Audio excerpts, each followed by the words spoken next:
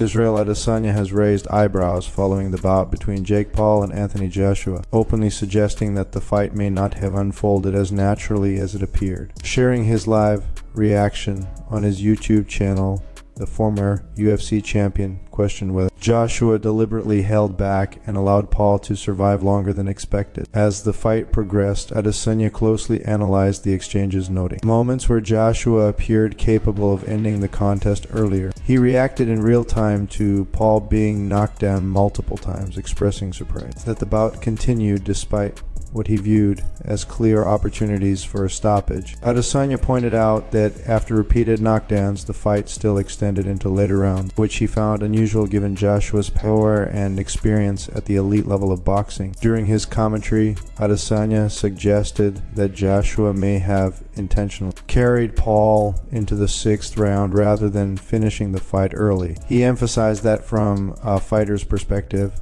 especially someone with Joshua's skill set, there were several moments where a decisive finish seemed inevitable. Instead, the fight played out in a way that raised questions about intent and pacing. Adesanya acknowledged his own background as a striker and competitor, making it clear that his observations came from an understanding of combat sports rather than casual speculation. He explained that experienced fighters can often sense when an opponent is vulnerable, and that Joshua appeared to show restraint during key moments when a knockout was within reach. While stopping short of making definitive accusations, Adesanya suggested that the overall outcome felt like the most realistic or commercially favorable result. He implied that extending the fight may have benefited the spectacle, allowing Paul to show durability while still ending the bout decisively in Joshua's favor. According to Adesanya, this approach preserved credibility for both fighters while delivering an entertaining conclusion for fans. In the end, Adesanya congratulated both competitors, noting Paul's resilience in surviving as long as he did and Joshua's composed performance. However, his honest assessment left room for debate as he openly questioned whether the fight unfolded organically or followed a predetermined narrative. His comments have since fueled discussion among fans and analysts,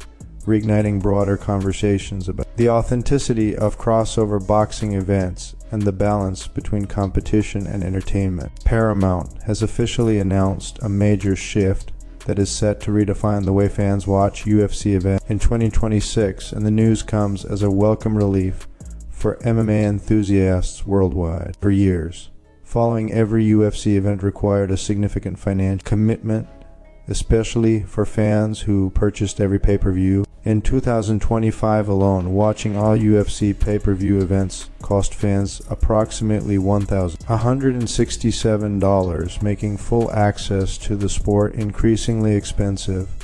That model is now changing. Paramount has revealed that a single Paramount Plus subscription priced at just $59.99 for the entire year will provide access to every UFC event throughout 2026. This marks a dramatic reduction in cost and represents one of the most affordable access points to top-level MMA content in the sport's history. The subscription will include all 13 UFC marquee numbered events scheduled for 2026, along with 30 UFC Fight Night events. In addition to live events, fans will also gain access to a new season of The Ultimate Fighter and a new season of Dana White's Contender Series, offering deeper insight into the development of future UFC stars. Beyond live programming, Paramount Plus will feature a growing archive of iconic UFC fights, classic moments, and exclusive programming that highlights the organization's history and evolution. This extensive library allows fans to revisit legendary bouts while staying fully connected to current action. The value of the subscription extends beyond UFC content, as it also includes access to popular Paramount Plus original series such as Landman and School Spirits. With a single subscription covering live events, original programming, and an expansive fight archive, Paramount's 2026 UFC package delivers unmatched value and signals a new era of accessibility for MMA fans around the world. Tom Aspinall has also weighed in on the highly discussed bout between Jake Paul and Anthony Joshua, offering a candid assessment that reflected little surprise or excitement. Speaking in a recent video shared on his YouTube channel, the UFC heavyweight champion made it clear that the fight largely unfolded exactly as he expected, leaving him unimpressed by both the action and the overall entertainment value. Aspinall, who has openly discussed the possibility of transitioning to boxing after the conclusion of his MMA career,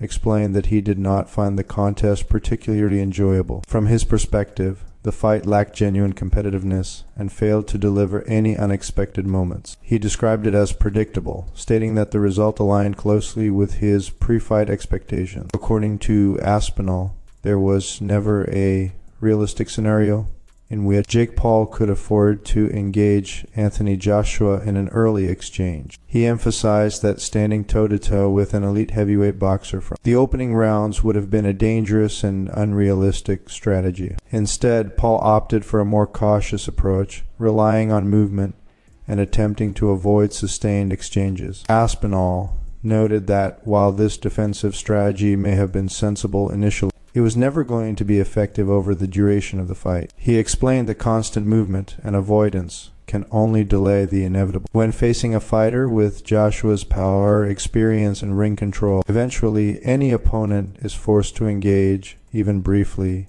and those moments carry significant risk. As the fight progressed, Aspinall observed that Paul was eventually drawn into trading punches, even if only for short periods. Once that happened, the outcome became clear. Joshua capitalized on the opportunity, using his superior technique and power to secure the knockout. For Aspinall, this sequence confirmed his belief that the fight followed a logical and unavoidable path. In closing, Aspinall suggested that the bout did little to change perceptions on either side. Joshua performed as a seasoned heavyweight should, while Paul demonstrated the limitations of relying on movement alone against elite opposition. While the event attracted significant attention, Aspinall's assessment remained straightforward and grounded, viewing the fight as a predictable matchup that ended precisely where and how it was always likely to conclude. Brendan Shaub has come forward to defend Jake Paul following his loss to Anthony Joshua, pushing back against the heavy criticism aimed at Paul after the fight. In the aftermath of the bout, many detractors accused Paul of spending much of the contest merely trying to survive rather than actively competing. Shaub, however, offered a broader perspective, arguing that such criticism overlooks Paul's larger impact on the sport of boxing. According to Shaub, while questions about Jake Paul's fighting ability and specific matchups are fair, they do not diminish what Paul has accomplished outside the ring. He acknowledged that debates surrounding Paul's fights, including his bout with Joshua and other high-profile matchups, are valid topics of discussion. However, Shaub stressed that these conversations should not overshadow Paul's influence on boxing's visibility and relevance. Shaub stated that over the past several years, no individual has done more to bring mainstream attention back to boxing than Jake Paul. He argued that Paul's ability to generate interest, headlines, and large audiences has been unmatched, particularly at a time when boxing has struggled to capture the attention of younger fans. According to Shaub, many people in the younger generation cannot name several active boxers, yet they are fully aware of who Jake Paul is and are drawn to boxing events because of him. He further emphasized Paul's role in bridging the gap between boxing and mainstream entertainment. Shaub pointed out that Paul's presence has helped boxing reach platforms and audiences it previously struggled to access. One example he highlighted was Paul's ability to secure major streaming partnership, something Shaub believes no other current boxer could achieve on the same scale. Shaub challenged critics to consider which modern boxer has had a greater cultural impact, suggesting that the answer is difficult to find, while acknowledging that Paul's career invites skepticism and controversy. He maintained that importance to the sport is measured not only by technical skill or championship titles, but also by influence, reach, and relevance. In conclusion, Shaub asserted that regardless of personal opinions or criticism, Jake Paul remains the most influential figure in boxing today. He argued that Paul's ability to keep the sport in public conversation, attract new fans,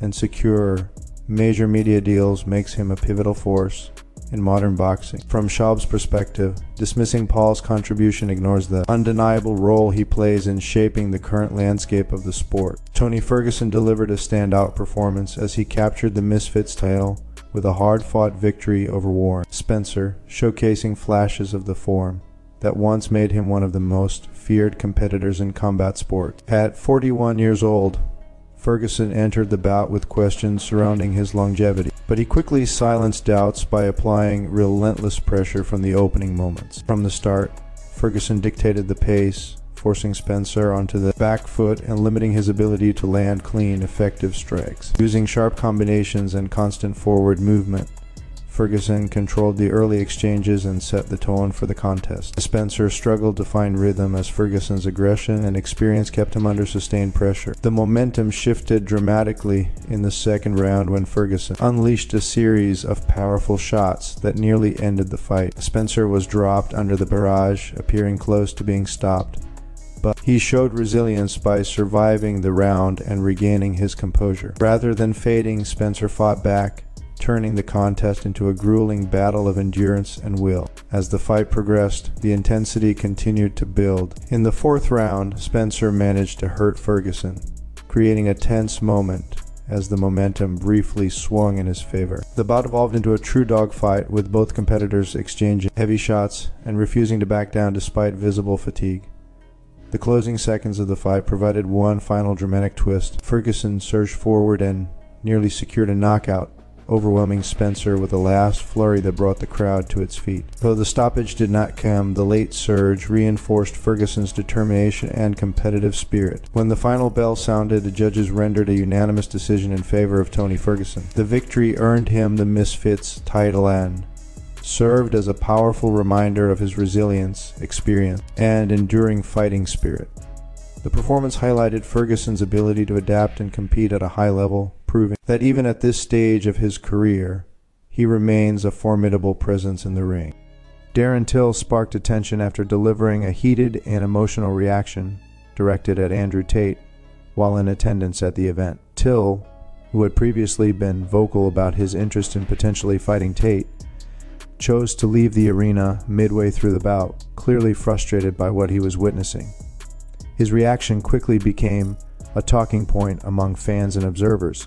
Speaking candidly, Till expressed deep dissatisfaction with the situation, framing his response around pride in his career and respect for combat sports.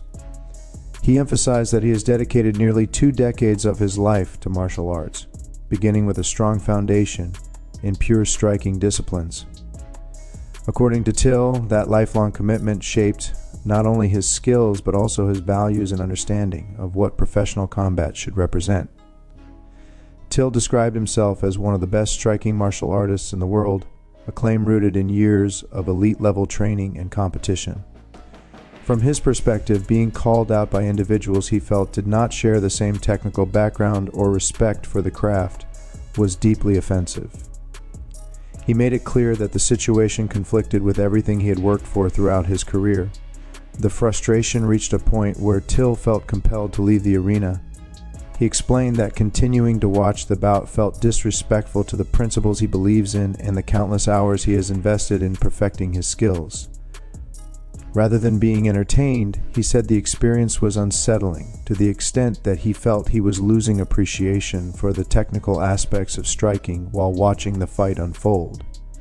Till suggested that the matchup and surrounding spectacle undermined the seriousness of combat sports, particularly striking-based martial arts. He voiced concern that moments like this blur the line between skilled competition and entertainment-driven performances, ultimately diminishing the craft in his eyes. By walking out, Till made a personal statement about where he stands as a fighter and as a student of the sport. His comments reflected disappointment rather than anger alone, highlighting a sense of disillusionment with what he was seeing. For Till, the moment was not just about a single fight or individual, but about preserving the integrity and respect of martial arts as a whole.